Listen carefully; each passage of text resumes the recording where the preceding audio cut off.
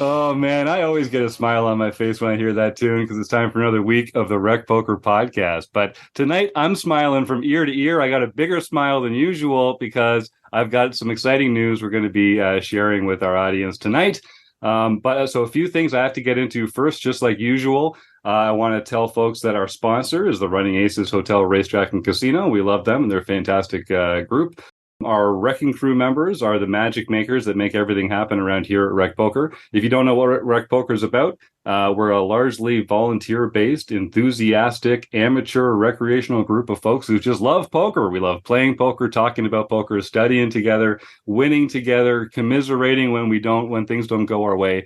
And we just have a lot of fun here on the RecPoker podcast every Monday night. We're going to be talking to the poker boss in just a moment. We've got some exciting news about the first ever WSOP Las Vegas meetup game that RecPoker is going to be running. But first, I would be remiss if I didn't introduce myself. I'm Jim Reid, Bluffsterini in the home game and at RecPoker Jim on Twitter. But I'm just the guy that they give the mic on Mondays. If you want to find out about the rest of the RECing Crew, the real movers and shakers around here, you have to go to rec.poker/crew. But if you don't, that's okay, because you're going to meet two of them right here tonight on the show. Well, I'm Chris Jones. You can find me 5B5 on Twitter or 5x5 in the PokerStars home game. And I'm John Somsky, also known as Poker Geek MN everywhere.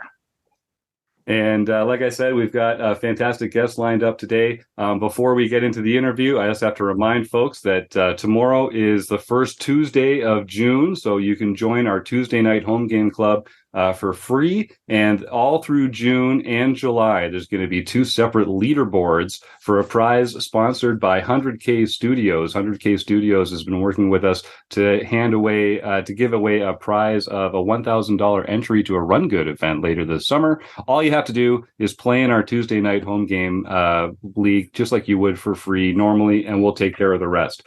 Also, we're going to give away a copy of GTO Poker Simplified at the end of the show by Barry Carter and Daryl Carney, because it's the newest subject of our book study. The first session of our new book study will be this week. So tune in to the end of the show for our food bank raffle to win a copy of that fantastic book. But the one thing I'm really excited about, and we have to thank our guest today, Sean McCormack, because he's the poker boss. And he arranged for the very first Las Vegas RecPoker meetup game to be happening at MGM Grand on June 28th. So if you're down there enjoying the series, or if you live nearby and want to get a piece of the fun, come on down. We're going to be at the MGM freaking Grand playing in a RecPoker meetup game. I'm going to be there. Some of the other panelists will be there. I know a lot of our members and friends of the show will be there as well. So I'm super excited about that. We just got the details out today.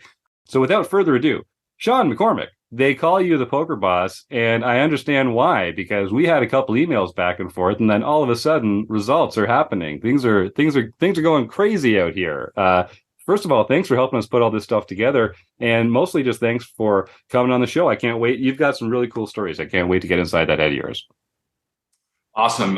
Thanks for having me on the show. And I got to call you out. That little dancing you're doing in the beginning, I knew I was in the right place because you're already hyped. You're already hyped and ready to go. And that's me at 5 a.m. That's me at 5 p.m. As long as I'm doing something I love, it doesn't matter. So it's just great to see that. But yeah, with the meetup game, I'm super looking forward to it. Just yet another game I'm helping to set up that I unfortunately can't play in. But that's okay. I am going to watch all the chips fly and watch all. I'll be happy to get over there and meet all the players from RecPoker and engage with them. So it's going to be a cool time, fun time. Glad we were able to cement a date literally right before this setup. We've been talking about it for weeks, but to hear it from Steven and that crew over at MGM Grand, they're ready for you guys and ready to get the chips and cards flying.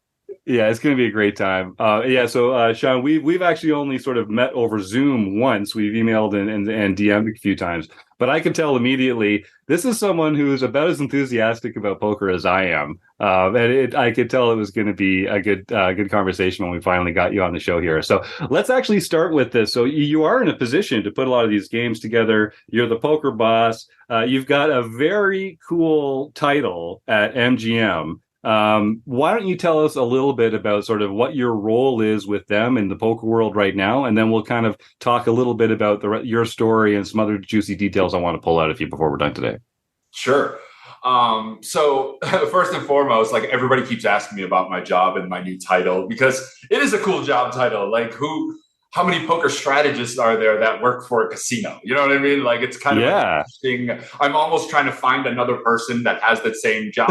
A lot of people have do a lot of duties that make up my job though. So there's a lot of cool, awesome all-stars out there doing kind of what I'm doing too. But yeah, it was funny because one day I posted kind of like, I'm still in awe of my new job and how cool it is and stuff like that. And I posted a picture right outside my office with my name plaque on it. Of course, I have my title. And then, of course, D Negs hops in real quick to say, okay, poker strategist. So are you going to tell me what to do under the gun when it's been raised and I have nines? And like, it was just so, I'm like, no, Daniel, if I knew that, I would be on your side of the table because I'd much rather be playing it like a lot of us got into poker because we love the game so much, but not everybody is born to play just this exclusively. So very awesome new gig and everything. And I'm just, I'm having a time in my life doing it.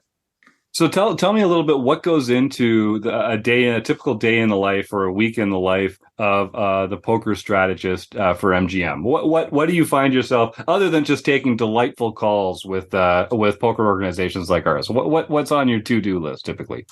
Sure. And, I have to just real quickly tip my cap to like my two direct bosses who went way out of their way to know how important poker is for the company, how important poker is for the future, and wanted someone to kind of look at all of our open poker rooms and help synergize the offerings and get everybody talking in the same room. So at the end of the day, my job is just to bring people together in the company, all of our poker leaders, like this massive think tank, and just make it better. And I think we've already done that because we have aligned ourselves with people in these rooms that are hungry to learn, hungry to grow poker. And it's not just about a paycheck, clocking in at 9, leaving at 5. These people that we've put in these positions really are passionate about the game, and they work it like I did. We're a 24-hour business. And as long as you don't ever lose that passion, it doesn't really matter what the job titles are. We're moving and advancing the game forward. And that's what we all want.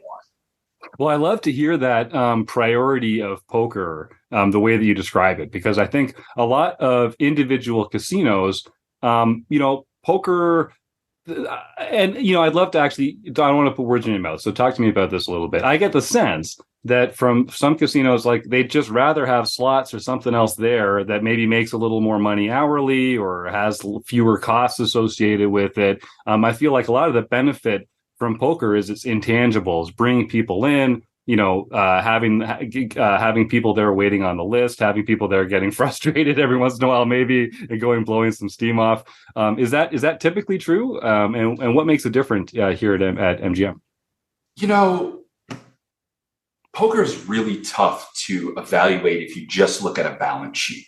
And a lot of people look at it and go, oh, this is what poker does. Okay. And speaking from a Vegas standpoint, it's very different regionally and globally. But from a Vegas standpoint, Vegas is the entertainment capital of the world. So if it's not producing a profit, we need to reassess fast. And I'm not saying poker is not profitable. It is, of course. Poker generally doesn't lose unless it's just mismanaged. You give away too much. You're not charging the right pricing and stuff like that. But for the most part, poker doesn't lose, but it doesn't win big either. You know what I mean? I always say in Vegas, it doesn't matter which property it is. It could be ultra luxury property like an Aria Bellagio. It could even be smaller properties around the city. But at the end of the day, like the most profitable day in table games, one day is going to outearn your poker room in a year. That's just realistic. So it's more of getting people on property and getting leadership to buy in on the why. So that's been a big part of my job.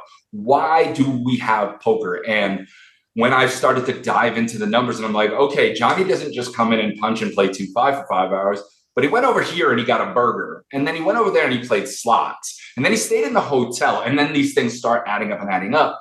And when you really take the value of a player and you start showing what they do beyond poker, you really can open that up. And I guess that, again, has been a big part of my job is to get in the room with these CFOs and people that are just all they see is numbers all day. And of course, that's their passion, that's their job. But making them see the human side of poker, what they do beyond just play cards and drop dollars on the rake and stuff like that. And we all know poker players are far more valuable than just what they do within the poker room walls.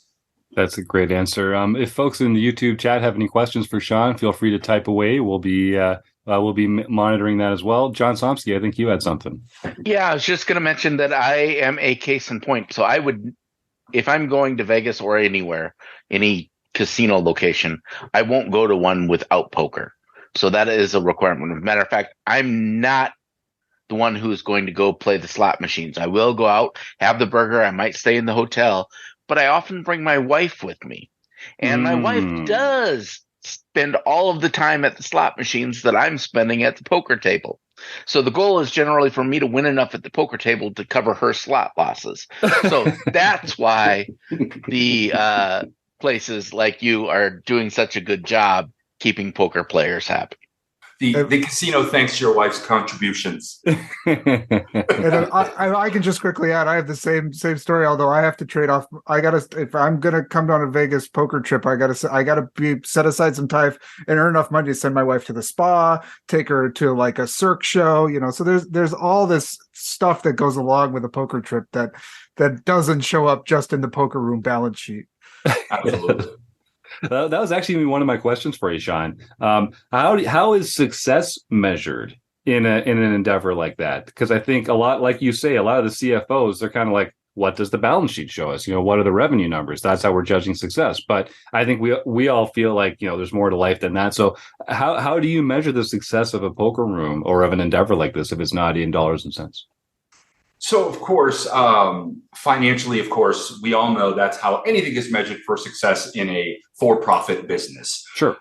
But again, poker is that very different game than the rest of the casino. I always used to tell people there's a reason why, if you notice at our MGM properties, most of the poker room manager and director's offices are located right within the poker room. But you couldn't find the vice president of the casino's office if you tried. And it's done by design. It's done by design. No blackjack player is out there that incorrectly splits fives or something, or whatever they could do in the casino and say, hey, where's that casino VP at? No. But if someone has an issue in the poker room, like in my last case where I was at Aria for the last 7 years, people knew me by name. And, of course, the poker boss or Sean, like, hey, problems will get to a point, or concerns, I should say, more likely get to a point where they're going to want to talk to me, where they're going to want to have that engagement. So when you talk about measuring success, it all comes down to guest experience. So we all have cards, chips, dealers, same cocktails, cash in, cash out process. Poker rooms are pretty much built the same. What makes the difference at the end of the day, and you can have elevated TVs and elevated offerings, stuff like that, but it all comes down to the guest experience. And how do you reinforce a good guest experience? You get your team to buy in on a central goal of that guest experience. So something I used to tell new hires all the time, whether when I was at Bellagio or when I was at Aria, was throw away the fact that you think we're in the poker business. We are not. And literally, I would say, we are in the guest experience business, and the eyes would all open. What is he talking about? We are in the poker business. And then I explain to them and I get them to buy in on the fact that when a guest comes in, if they have a great experience, it's usually not specifically on win-loss. Yes, that always plays a metric, but that's usually short-lived. Whether you win or lose, the next day, you're thinking back on the experience itself. How were you treated when you got to the room? How did you feel? Were you comfortable? There are intangible things that we can't even always hone in on. Like, say you go to Aria. Sometimes I was talking to someone earlier. We were talking about women in poker, poker power and stuff like this. And we were actually trying to talk out how to make the experience easier for new women in poker. Because a lot of times you read things online, you sit down at the poker table and the first thing you hear is, do you want to post or wait? How's a new player supposed to know what that even means? You know what I mean? So when you get to these poker rooms, we've made them such that everybody is there to help. Everybody knows they're a steward of the room. And it all comes down to, like I said, just the central goal of offering the best guest experience that somewhere down the road maybe doesn't. We always push ourselves to be better than our competitors at the end of the day. Well, that's great. And I think that kind of stuff kind of flows from the top down too. It takes that kind of vision and then having a great staff that, as you say, kind of buy into it and know what it's all about, because you really do need to have that buy-in to carry it through. Chris, you had a question here? Yeah, I was just gonna kind of wanted to jump on that. And, one of the things that we've talked a lot, when we've talked with Poker Power, we've talked with some other organizations and people, and we've had guests on the show talking about the poker experience. And there seems to be this sort of like sense that there's two groups who have a lot of power and say over what happens. One are the actual rooms and the dealers and like the people who are setting that sort of that mindset, that guest experience sort of mindset. And the other are the players. And the players are helping sort of regulate having that we all want this game to grow and having sort of a welcoming space for people. I'm curious about, those two groups of folks sort of each have a role to play, but maybe don't seem to like always work together. I'm curious what you think, like, what's the ideal way that sort of maybe more experienced players who want to grow the game and sort of card rooms, people who are working in these rooms can help just really try to foster that growth? I think the simplest answer to that is feedback. It's all about feedback. And we often ask our guests, hey, when you leave for the day or something like that, don't just walk out if you had a bad experience. Let us know.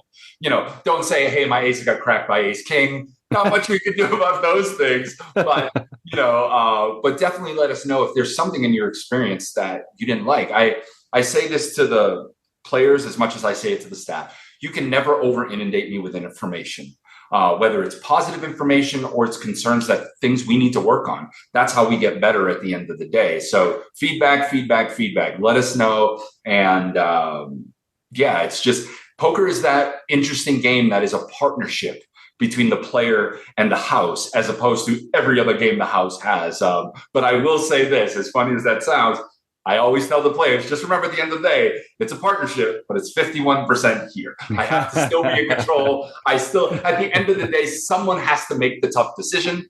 I actually always say that running a poker room is like playing PLO. You hope you're 60-40 ahead. If you can make 60% of the field happy, you'll probably get the other 40% to buy in at some point, because the masses will eventually be like, no, this is good for the game. But it's fun when like two big names, which we have a lot on Twitter and these spaces, and they collide. You love watching it. And operators like myself, and I'm sure others too, we kind of just sit back sometimes, grab the popcorn and just watch the circus, and then adapt and make business, decisions based on those things. But it's definitely a community vibe. It's definitely that's what it's all about, because without people on either side of the table, this game doesn't exist.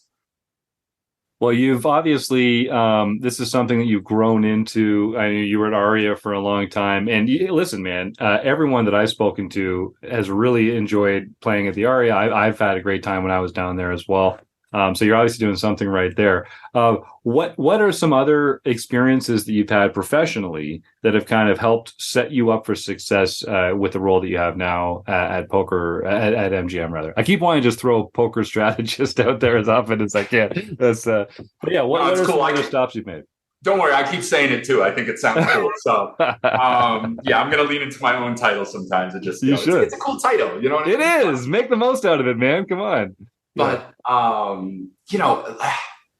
the funny thing is, I've been playing poker my whole life. My dad taught me poker. I'm an East Coast guy. I'm from Boston originally. So like 7-card stud was the game back then. And it's still the most games you'll ever find in stud is probably on the East Coast, like New Jersey and Foxwoods and Mohegan, more than anywhere else. Anywhere like in Vegas, you can't find a straight stud game ever. It's always in a big mixed game, stuff like that. But like I said, I grew up playing the game, but I had no, we didn't have casinos in Massachusetts. I had no thoughts of even going into the casino business. I went to school for computer engineering, actually. And I kind of fell out of love with it when I noticed that I was doing a lot of lonely days with just me and my keyboard. And I think a lot of people will speak to the fact that I'm really high energy and I need to be surrounded by people. So, I kind of left Massachusetts. I guess I'm just going to tell you my story a little bit. I'm just going to bring it on. Yeah, that's what we want. That's what we're here for.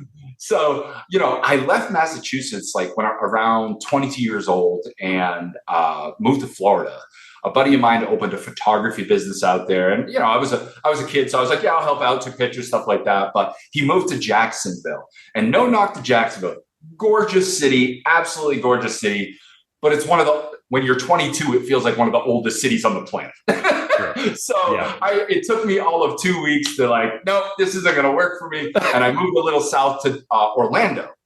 And it was a little bit more lively. Obviously, the theme park scene is very like what you see on TV is very different than when you actually, same as Vegas. People have this view of Vegas. And I still surprise older people like in my family that are like, wait, Vegas has schools? I'm like, no, we ship the kids in and out every day. Of course we have schools. No, we're just casinos. That's all no, of course not. So, living in Orlando was that. There was a lot of vibe with Disney, and there was like cool nightlife and things 22-year-olds want to do. You know what I mean? Sleep for 3 hours, drink Red Bull, and pump your fist in the air like you're Jersey Shore. That's what 22 is being about. So had a lot of fun in Central Florida.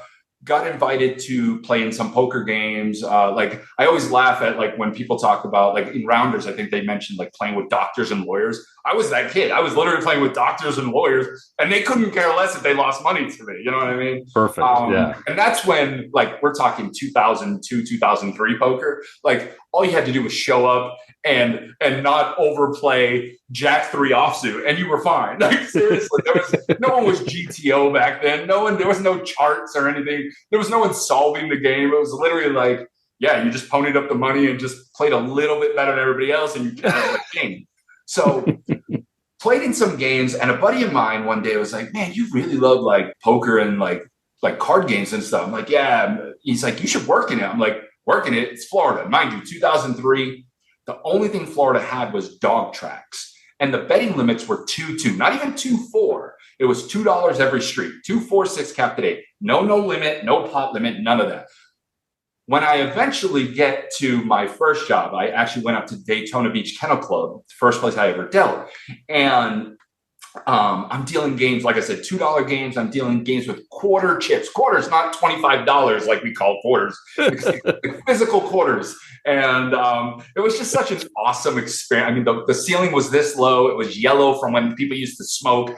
It was like crazy days. So many fun stories from back then. Maybe I'll share at the end. I'll share a really fun story, but I'm going to disclaimer it. Don't do this at home, dealers. But anyways, so dealt at Daytona Beach for maybe like a year and a half, 2 years. And a buddy of mine again was like, hey man, we should deal like a WPT event.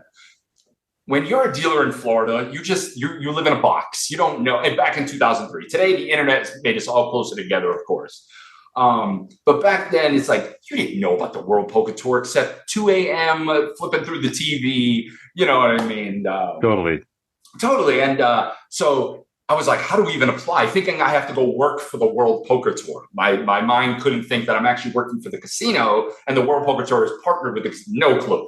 So 2006 went to Tunica, Mississippi, of all places, to the Gold Strike Casino, which was, I think it was called the WP, or the World Poker Open at that point.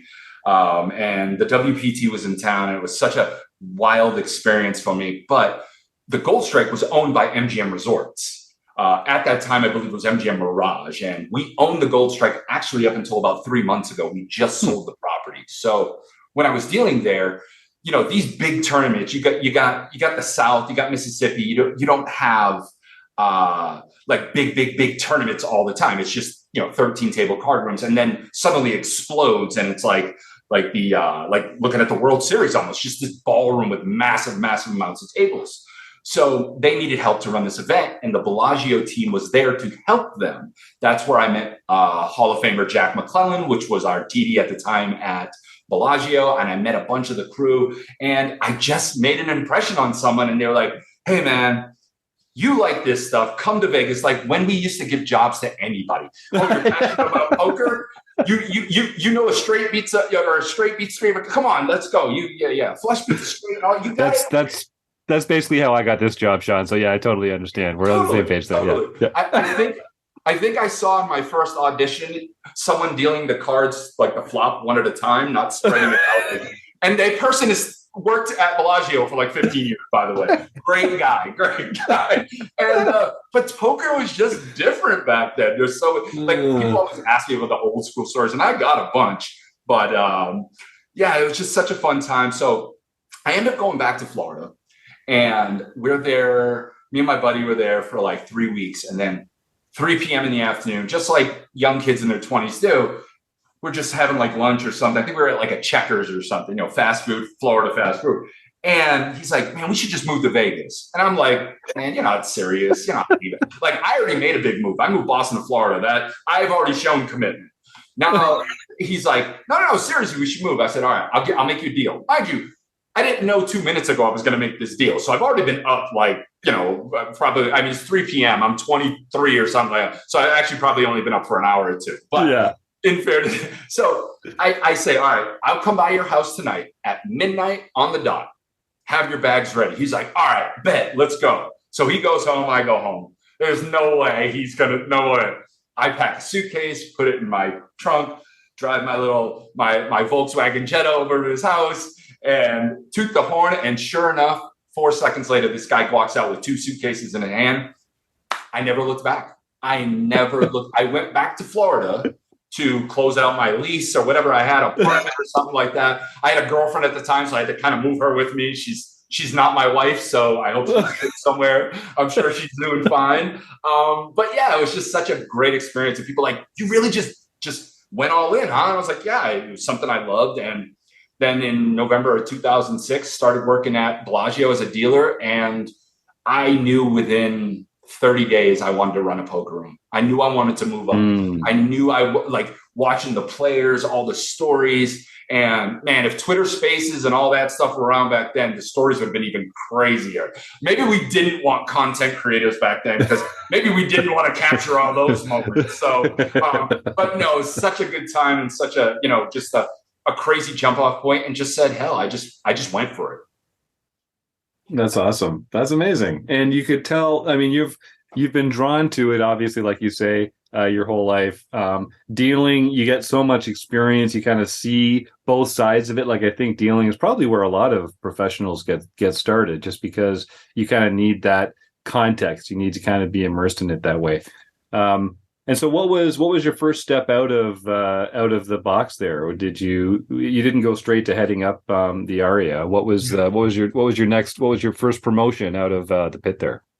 No, so I'm kind of proud that I went through every step, because it gave me an appreciation for every job within the poker room. So I went from dealer to supervisor, and then ARIA opened in the December of 2009. So somewhere around mid-18, when we were building the monstrosity that is City Center, which is just this gorgeous palace.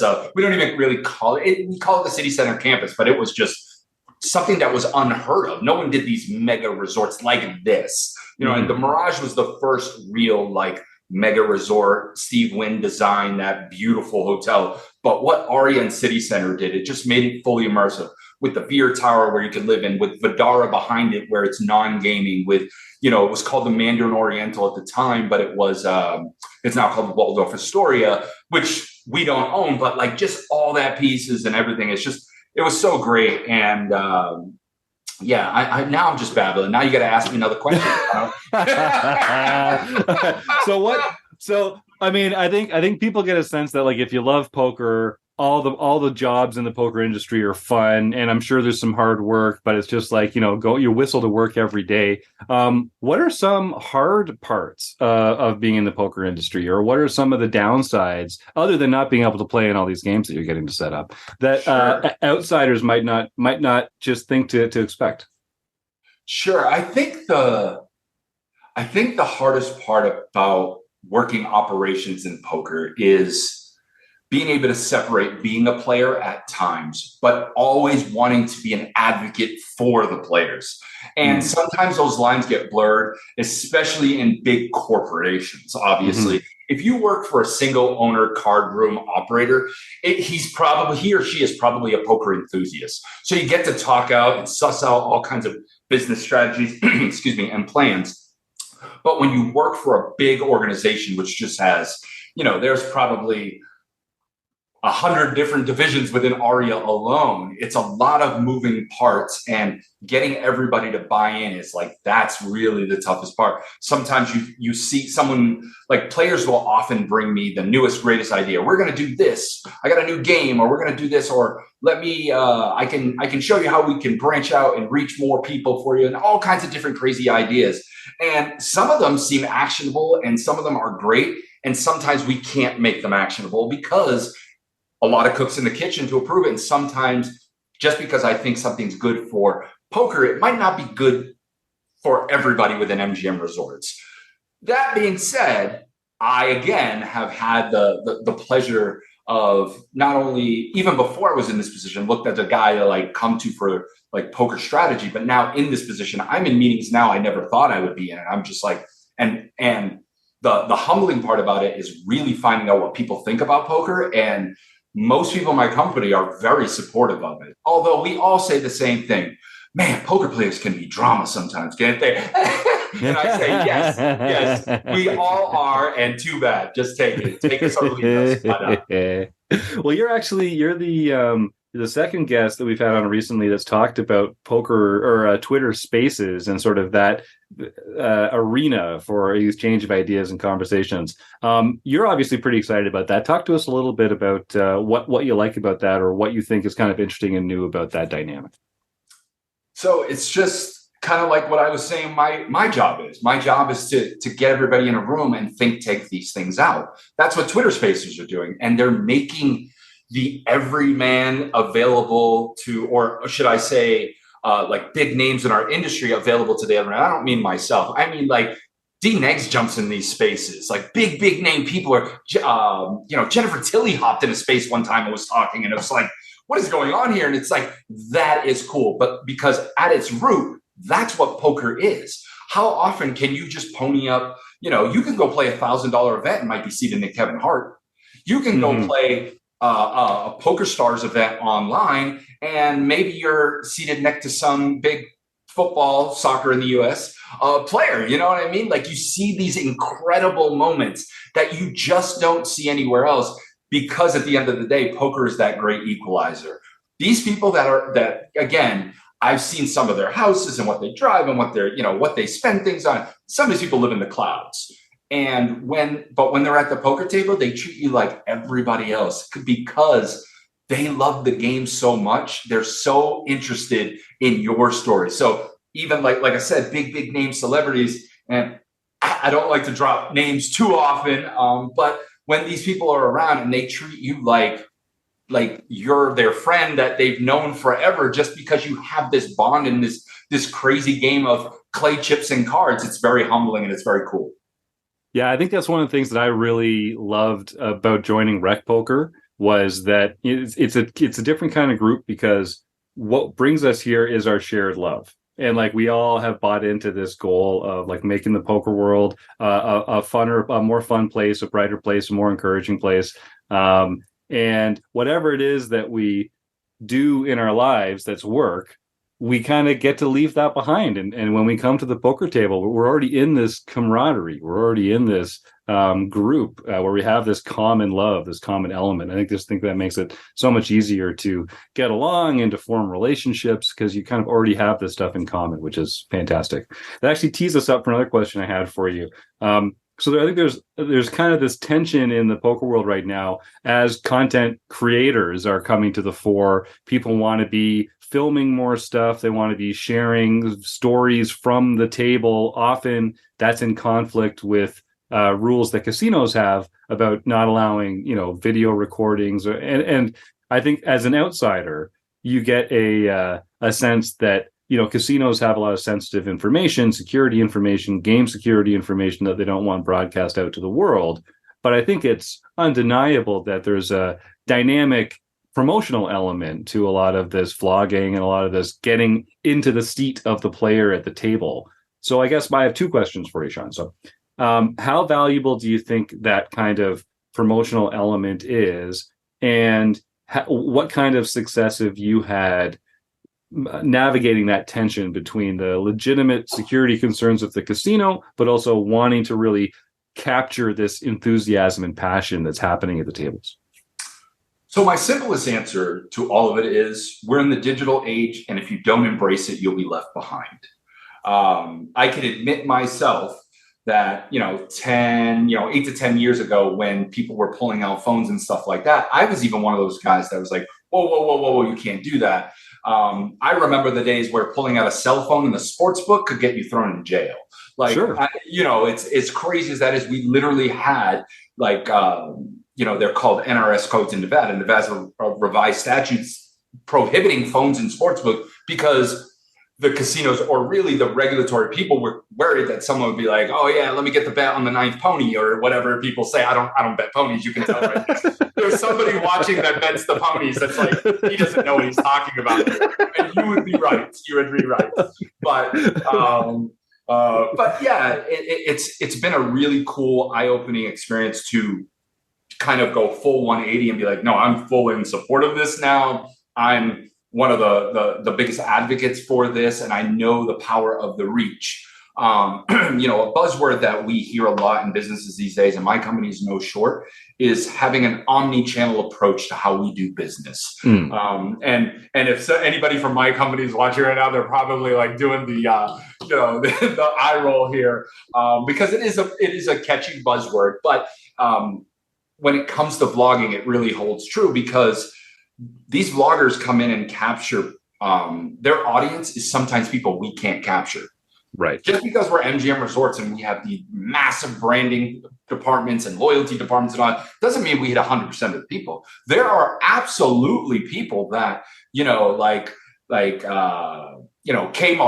a good guy, a content creator from Canada, obviously, a great guy. And his reach, I know he's reaching people that we can't through print ad or even digital ad and stuff like that. So when a guy like that or anybody comes in and they say, hey, I want to vlog, we know, hey, they're going to reach an audience. And hopefully there's some push through that, like, hey, I just filmed today at Bellagio. I just filmed today at MGM Grand. That person sees it and there's brand recognition, which turns into brand loyalty. And then obviously we benefit from that. The vlogger benefits by, getting their content out, and the people that are getting their content out to benefit by both sides. They're getting their entertainment from one side and they're being pushed towards entertainment in the other side. So I am all in on content creators and stuff like that. With that, yes, of course, from a gaming side, there's security risks. And I think most poker players get it at this point. And this is going to change 100 times. Like, we just rolled out our vlogging. It's actually called our guest technology use policy, last month, and it's version 1. And I told legal, I said, we'll be at version 5.9 before the end of the year, because it will adapt through feedback. Again, talking about feedback, which we're already getting, like, oh, the form is too lengthy, or, oh, the questions are this and that. And everybody that's reached out to me, I've auto replied, oh, let me help you out. And I've got these people approved. And for poker, for the most part, we're almost, I don't want to say we're just blanket approving everybody. We've had a couple people that we've denied, either they didn't realize this is Vegas only. We are working on our regional property, so this is a Vegas only approval right now. Or they do certain things that wouldn't necessarily hold MGM Resorts in a good light, so we have to be careful of those things. But at the end of the day, I'm not too concerned in poker. The rules are out there. Obviously, when you're at the table, don't film people's faces. People sometimes come to a casino as an escape. Their anonymity is important to them. Bob the plumber doesn't want you, showing his face because maybe he called out sick to play poker today, guys. You know what I mean? It's like, and that's a very different thing. It's funny, in Vegas, we actually say, I used to tell dealers this, I'd rather you call me and just say you're stuck than call me and fake a cough. Don't fake a cough. Just tell me, hey, I'm down at the Nugget and I'm down 300. I'm like, yeah, you got to get that back. Click. I'd rather have that. I'd totally rather have that. But yeah, I mean, at the end of the day, this vlogger policy is going to definitely grow over time. And it's what I'm hoping to see in the future is a road to where we monetize it for the vlogger. So the vlogger's monetizing it. Hopefully, some of them do it for free just to get clicks and stuff. But you get enough clicks, it's monetized, obviously. There's a road to eventually down the road where we start partnering with the vloggers and say, hey, come in. We have a weekend event. We'll let you run a meetup game. We'll name it the Rampage Open or whatever, and you can get your people in. And we'll push people towards you, and you push people towards us, and then we monetize. We put them in the hotel. We take care of their food, stuff like that. I'm not saying it's there yet, but this is the road that I see. And at the end of the day, man, if there's 100 vloggers today, I hope there's 10,000 by next year, and then I hope there's 100,000, because that's growing the game while growing the game. You know what I mean? It's a crazy thing. So I'm just super excited for all of it. Well, that sounds great. And it sounds like you're coming in on the right side of it too. I know, like we do our own RecPoker road trips, and we go and visit casinos and tours. And I know that for a lot of other organizations, like there is this promotional element. And it's so, I mean, when you're some of these, like the names that you've mentioned here, like when we're just out there having a good time doing it, like this is what makes it so great. Like we're just traveling around playing poker, talking to people about how much we love poker. I mean, how can that not be infectious? How can people not want to get more involved with that kind of thing? Here, Chris, you had yourself unmuted there. Yeah, I just wanted to add, I mean, kind of related to that, I think part of the growth of the game has been, and I think different rooms have had different perspectives on this, but has been the ability to watch some of these streams. There have been live stream cash games, live stream final tables of tournaments, and there have obviously been some security concerns that have come up with that, and I'm wondering about, with this sort of like idea about sort of having more digital spaces, entering more vloggers into the space. What's your take on, like, is a live stream something? Does the vlogger sort of fill that need, or is there a need in terms of growing the game for having more live streamed games out in the world, and what's your approach or MGM's approach to that sort of challenge or thought? Sure. Let me touch on one thing first, the security aspect. So we make it very clear in our policy that, and I know when we say live streaming, like Poker Go, Hustler, we all understand it's behind a 45-minute delay for reasons, regulatory reasons.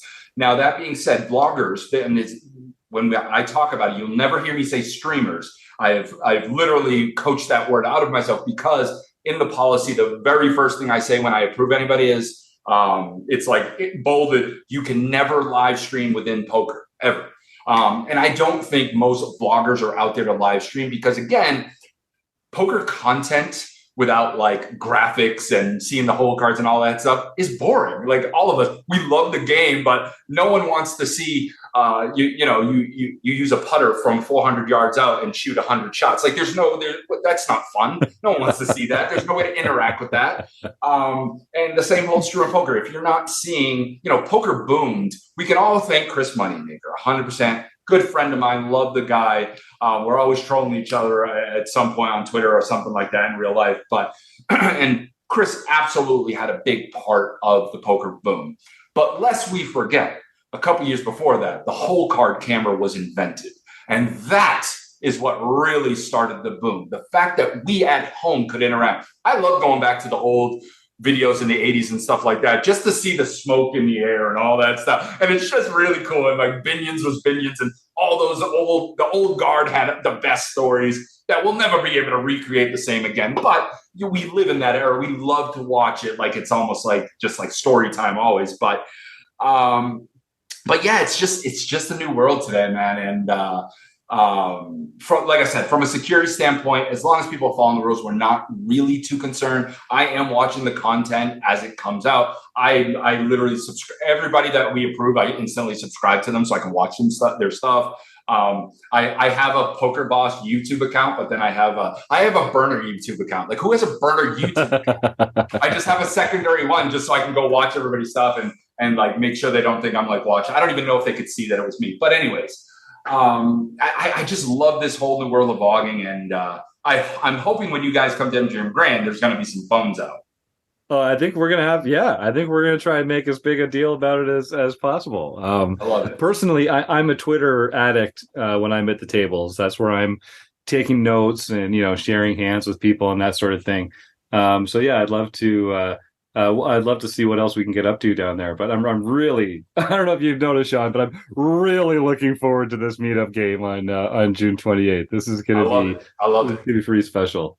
That was one thing I want to talk to you about, because that kind of touches on, so people have phones, they've got equipment in the room.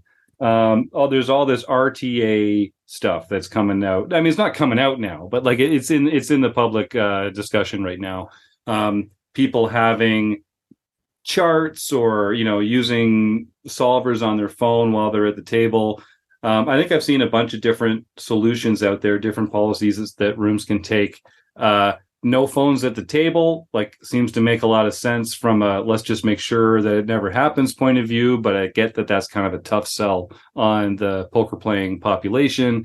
I know a couple places have come out recently and just said no charts or assistance at all in the poker room, in the poker space, but you can do whatever you want when you're in other areas of the casino. I know some just say not during a hand, but you're able to look at things in between hands.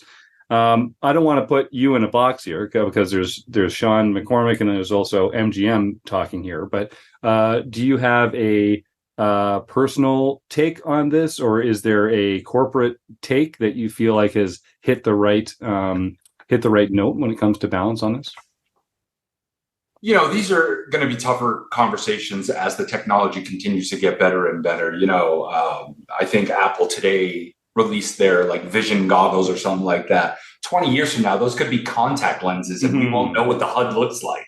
So we have to start having those conversations, and hopefully I'm retired when the robots all run this. But kicking back to our earlier conversation and talking about feedback and what we do with this information, I actually have a monthly poker divisional where I get all the leaders from Borgata all the way to Vegas and everybody in between. I get us all on Microsoft Teams, and RTAs have definitely come up in our last two conversations. And where we always land on it is it's an absolute no at the table while in the hand. Once you leave the hand, it becomes a very hard thing to police. However, like I tell everybody, if you have any concerns with that, just let us know immediately, because we have ways. I don't want people getting into confrontations doing this. Not that I'm saying the gentleman at, obviously the biggest catalyst for this conversation right now was the Gardens Casino. And I have a lot of respect for their poker staff. Kevin is one of their TDs, and he's been in the game a long time and knows this game in and out, and it is just amazing. And it wasn't an easy situation. But what I tell people is, if you give us the feedback and let us do our due diligence, we can solve things a little bit easier. But we're going to need the community on this one, because the technology as it stands right now, and I hate to say this, but not every operator, every card room manager knows what GTO Wizard is, knows what some of them don't even know what push fold charts is. And that's me. I think that's a little not doing their due diligence, but sometimes, people get in this game, and, especially outside of Vegas, where it's sometimes the market is not so competitive in these casinos. Someone lands a poker room manager job and they're in it for 30 years. So sure. You got a guy that's been doing it since 1995, and he hasn't adjusted to 2022 yet. And again, I don't want to say that's no fault of his or her own. It is, of course, they have to stay up at the time, but that's why, again, I keep saying the word feedback, guest feedback, going into these spaces, looking at the content creation, stuff like that. It's using all of that information, not just to promote the game, but to make the game better. So, like I said, from an MGM Resorts standpoint, we've all agreed that never at the table while in the hand. There will be penalties assessed if you do. And if we catch someone more than once, it's probably removal from the room, not just the event. Because I do take a hard stance on this. If you're mid-hand doing it, you're cheating. That is cheating. That, to me, that's no different than placing a $500 in blackjack, seeing that your first card is an ace, and throwing another $500 chip on top. Yeah, we'd all love to do that. First card's an ace. Yeah, let me increase my bet. But that's not how the game works. And that's not how poker works. Poker is still a game of the mind. And that, if we start allowing the, outside help in any way, that great equalizer we keep talking about goes away.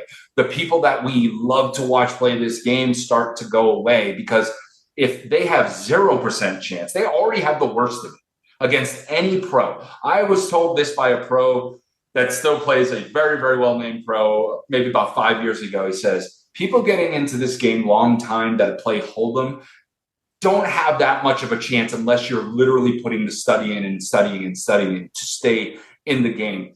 But like in PLO, you still have a chance because variance is high and stuff like that. So if we start letting the machines just crush the variance to almost a zero, where you're just playing perfect poker every time, the game will suffer obviously over time. And the people that are the lifeblood of this game, the recreational players, selfless plug there for you guys.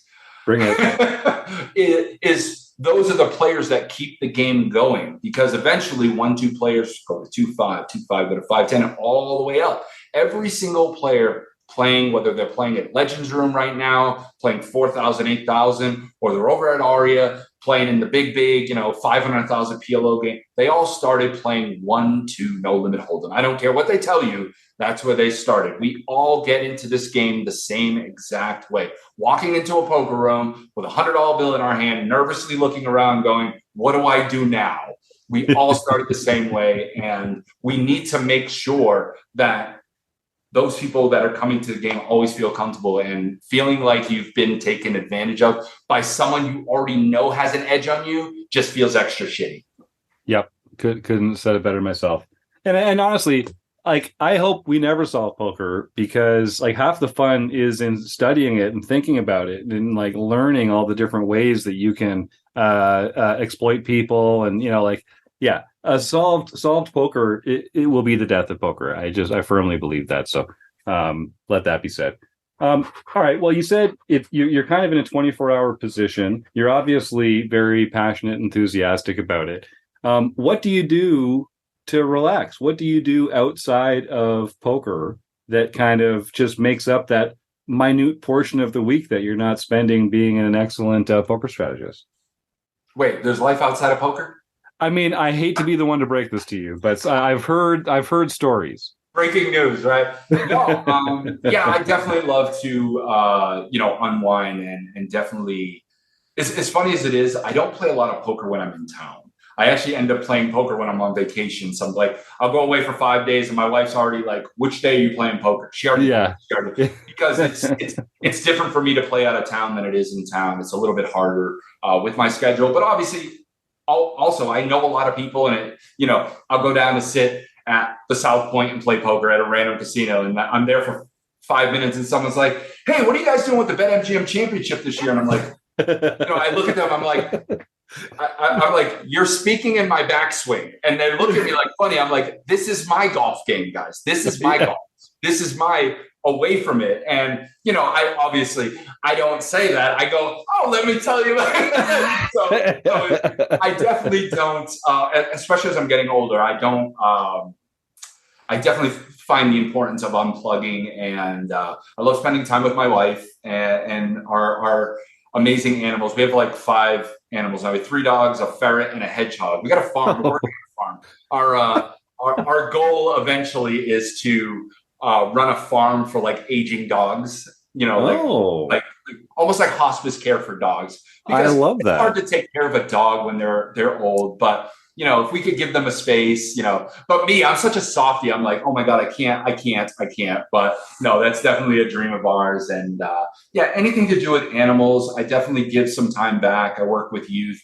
My wife is actually a doctor of special education, working specifically with children with autism. So I volunteer like a couple different autism groups. I go to her school. I read the kids' stories sometimes. I work on projects and stuff like that. Just cool things that just bring me back down to earth from living in the clouds of Bellagio, Aria, and everything that MGM Resorts does every day, because, that's what we do. We create experiences, and to create experiences, we have to reach for the sky and reach for the stars, because that's what people come to expect. So anything that is very low key on my days off is very appreciated. Hanging by the pool or something small, and, cooking out with my friends or something like that. Anything, throwing bags or horseshoes or even darts or anything like that. Anything that makes me feel like I'm back in a smaller town as opposed to like the real big, massive city is my time away. That's awesome. Yeah, my wife actually she works with horses, And there's a program for autistic kids working with horses as well that she was really involved with. And it's amazing. I don't think we appreciate how valuable animals are in our lives, pets, and the role that they can have in our lives. So that's great to hear. It doesn't surprise me one bit. Chris, you had one there, I think. Well, yeah. And speaking of this, I've got a question from the YouTube chat, which is sort of about our downtime. I guess Dark Angel is wanting us to ask what kind of books you like to read. Oh, man.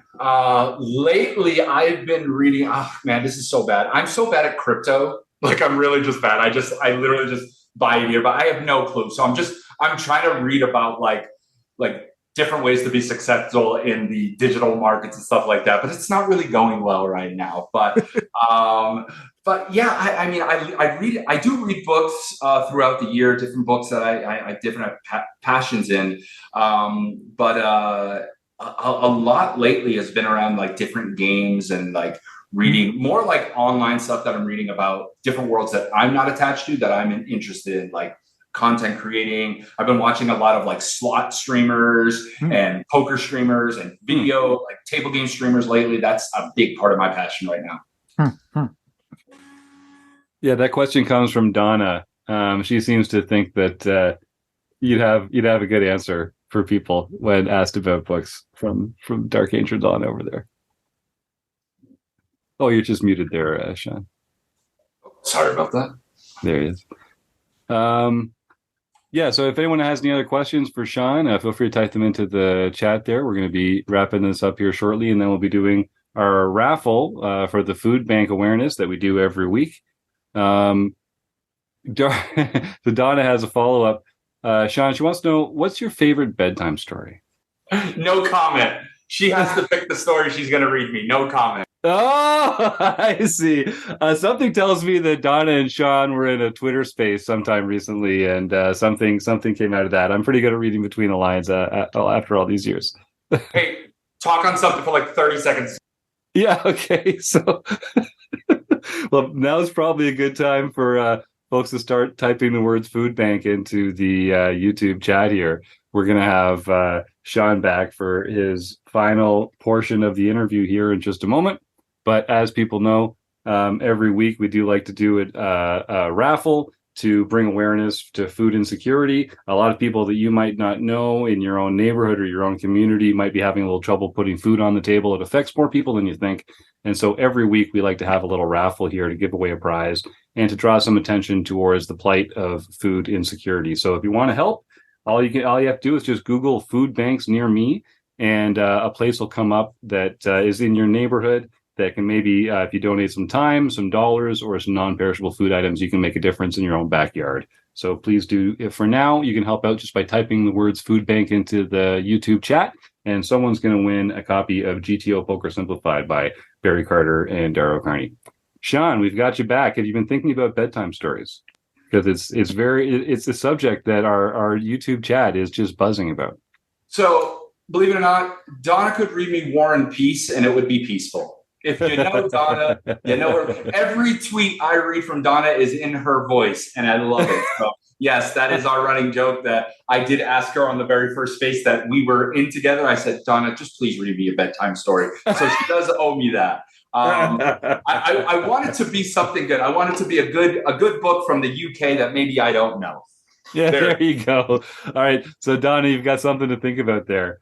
Sean, you promised us one story that you were going to tell later about dealing back in the day, a room with a yellow ceiling, and you said, don't try this at home, dealers. Woo! So, yeah, this is definitely going back. So, Florida, dealing in Florida was definitely a different time back then. Florida poker has obviously grown. You got massive Best Bet Jacksonville, even Daytona Beach, where I started, is in a completely new, beautiful building. It's state of the art and everything like that. And all of Florida poker has definitely boomed. But we definitely dealt the game a little bit different. And I remember being in this game and dealing this game, and it was literally, we called it Daytona Hold'em. And the only difference from this game from a regular game was that instead of just being 2-2 poker, everybody started with a $2 ante. So it just made the pot fat. You know what I mean? $18, 18 whole dollars in the pot to start. Look out. These pots at 2-2 limit, and you're 9-handed. How many bets did they have to get? We'd be $300, $400, $500 pot. It made no sense. The math still today doesn't make sense to me. So there would just be these massive pots because no one would fold. No one would fold pre. If you had Jack 3 off and the flop came, ace deuce 9, you're like, well, I could still back into a 4 or 5. You know what I mean? The games were that bad. So, but sometimes people would get a little out of line like they do in any poker room. And I had this gentleman one day physically put his arms on me because he was frustrated. And anybody that's met me, I'm a gentle giant. I'm a big teddy bear at the end of the day, but I'm not a small guy either. So literally this guy, I'm sitting there and he's in the 9 seat, and literally he grabs my arm.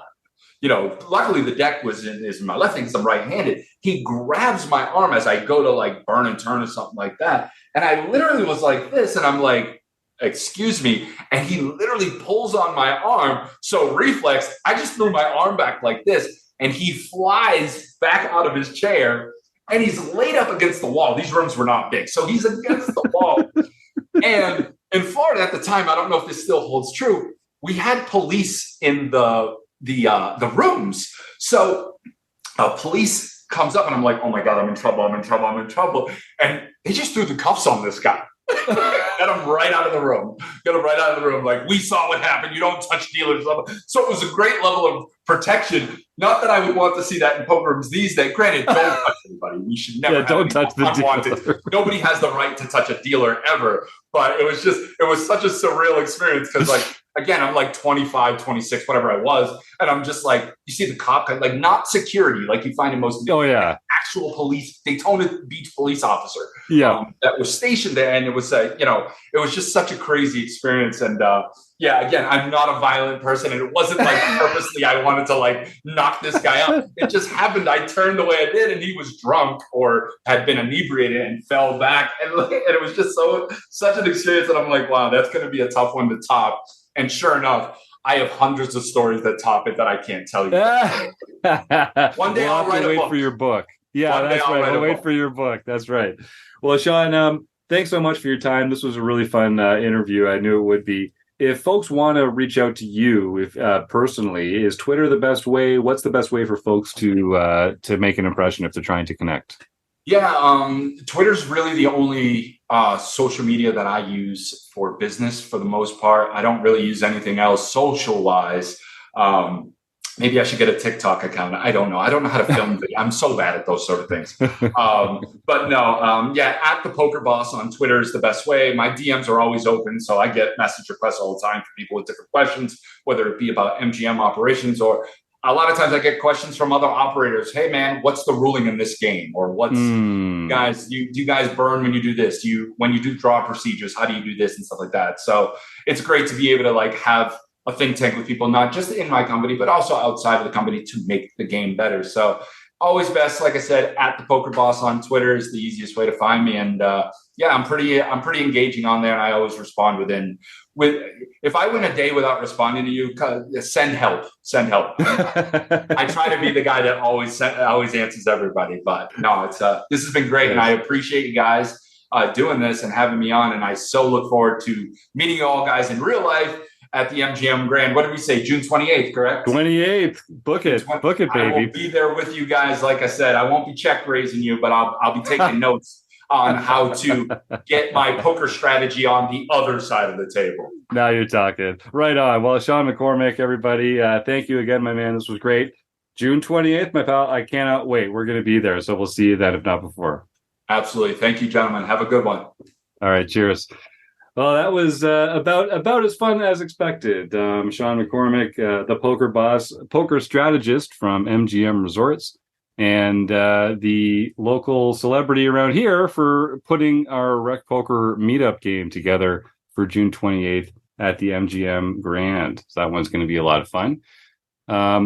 I see we've got a few people typing food bank into the YouTube chat already, so that was great. I think once we get through some home game results with our one and only John Somsky, we'll see who's going to win our prize this week. John, what have you got for us?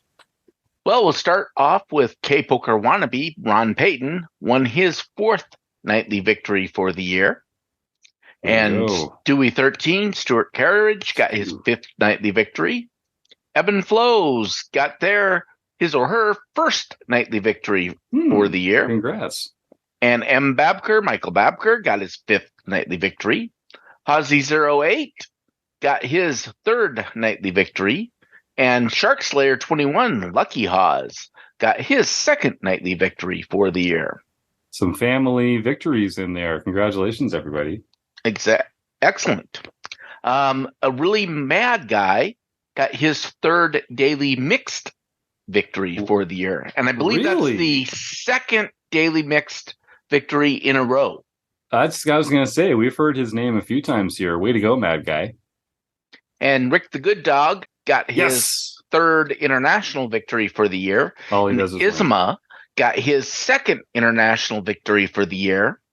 And then K-Poker wannabe Ron Payton won the LPP event. So he can contact info@rec.poker for his free month at Learn Pro Poker. Holy cow, Ron's on a roll. So I happen to know that Ron also is the winner of the May 100K Studios leaderboard tournament series. He won. He had the most points. The match was, I haven't spoken to Ron since then, but I know the match was this Sunday, and I hope he got a chance to get his seat and advance to the next level. So I just want to highlight this again. So every Tuesday in June, if you play in our nightly home game club on Tuesday nights, you will be accumulating points. Everyone who makes the final table gets a certain number of points, and whoever has the most points at the end of the month wins entry into a semi-final tournament that's happening usually that following weekend. So if you are the winner at the end of June, keep your eyes peeled from a message from John or from Rob Gardner over at 100K Studios, letting you know how to get into that next tournament. Because that's going to be super fun. And congratulations to Ron for just being on fire. That's a whole lot of winning for K-Poker wannabe. So congratulations to them. Yeah, I believe probably due to the fact that I didn't respond quickly enough. I'm not sure he actually was able to play in the event. But still, congratulations on making it. Mm-hmm. Yeah, exactly. I think we'll hear from Ron at one point soon, I hope. Chris, I think it's time for the nerdy die. I'll just take it from the top here. I see Hawk Plays, the RRRCCC, Gibber 222, Dark Angel, Phil, Luke, 6. Those are the 6 that I see. Do you see the same order? I do. How come we always have the boring 6? I know. We need, and that's not even, there's almost 3 times that many people. Give me a 7 or something. Now. Give me a challenge. If you're watching right now, hold on. Let's just give them a couple more minutes here. If you're watching this live on YouTube right now, I can tell there's more than 6 people watching. Just type the words Food Bank in to the chat. You could win a prize and make me happy. Make my heart. Chris, I don't want to roll a dumb boxcar. Come on. I bought all these fancy dice and I always have to roll the 6-sider. That's right. Come on. So I guess we'll just talk about a couple other things before we do, so that other folks can get a chance to get that. Oh, there we go. We got 7 with Evil Roy. I knew Dave would have our back here. So once again, thanks to John Somsky for all the amazing work he does on our home game club. We just keep piling more and more on him, but he just delivers time after time. It's a great feature. If you're not involved in our home game club, then you really are missing out, folks. You can win different prizes on different nights. It's free to join. It's the toughest home play money tournament series in the world. I'm not the only one who says it. Come and see if you can get a piece of that action. If you go to Rec.Poker homepage, you can see what's going on there. All right. I think that brings us to 7.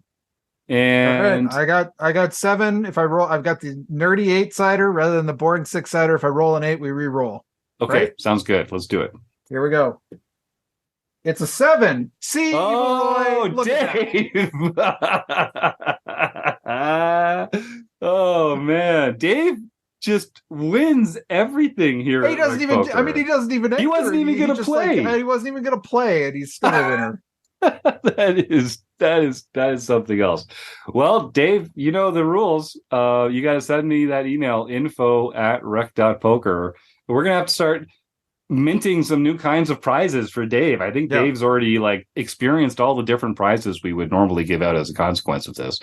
Well, you know, I kind of blame the two of you. You were begging not to roll the boxcar, and Dave was sitting there going like, I feel guilty. I've won too much. I won't put my name in. And then you say, please, someone put it in. And of course Dave wins. Of course he does. Of course he does. And that you should not feel guilty, Dave, that you are absolutely great that you won.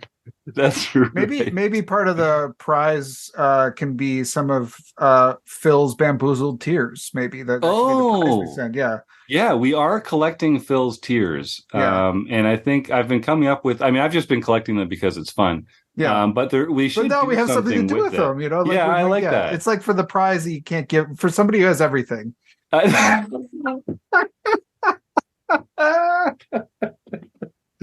right. Well, that sounds great. At least it's nice to have a plan. At least we've got a plan. All right. Well, folks, thanks for tuning in. Like every week, this is the most fun I have all week. Actually, you know what? I wasn't gonna say this, but when Sean started talking about the work that he and his wife do with autistic kids and animals, how important the animals are and everything, I'm going to dedicate this episode to my family dog, Berkeley, who was a freaking champion. We had to put him down a little while ago, and it has just gutted me and my wife. Mrs. Blusterini and I are like, we're struggling. So I miss my dog so much. He was great. If you're listening to this, please send me a tweet with a photo of you and your dog, or just your dog or your cat or your pot-bellied pig or whatever pet you have that you love, at RecPoker Jim. Mrs. Blusterini and I could really use some nice pet pictures this week to cheer us up. So thank you, Berkeley, for 13 amazing years. You will always be remembered. And I guess that's all I got to say about that. So thanks for tuning in this week. It's been a pleasure as always. I have to thank the Running Aces Hotel, Racetrack, and Casino. Of course, Sean McCormack. He is the poker boss. Chris Jones and John Somsky for joining me here. Everyone in the YouTube chat, that was awesome. You guys are the best. And to all you listening at home, thanks for your support. We'll see you next week. Thanks, everybody.